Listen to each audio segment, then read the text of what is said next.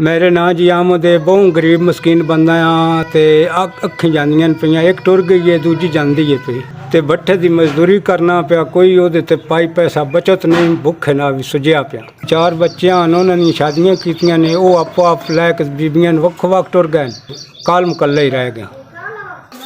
अख जी खत्म हो गई है तो दूजी जी खत्म होने आई हो गई है। इतनी भी गुंजाइश बादशाह नहीं बनी भाई किसी चंगे जा डॉक्टर ने मैं टिका लवा। मेरे को कोई वाह दुआ नहीं। रोज़ा रख लवा तो खाने जोगी शाय को नहीं। 4 5 ਤੁਹਾਡਾ भला होवे। अल्लाह पाक सुख देवे भाई। ਤੁਹਾਡੇ कारोबार में बरकत पावे। मालक खालक ਤੁਹਾਡਾ सेहत दिती है ਤੁਹਾਨੂੰ। मैनू भी अल्लाह पाक सेहत चा देवे। मेरी भी नज़र ठीक हो जाए। मालक खालक ਤੁਹਾਡੇ उत्ते भी मेहरबान होवे। मेरा पाक भी राजी होंदा है। ऐसा जुड़िया ही नहीं। मैं किसी नज़र रख चेक करा लवा। ये हुण अल्लाह पाक खैर करे मेरे पुत्रा। रब जवान चोखा देवे। रोज़ियां दे विच दे दिते।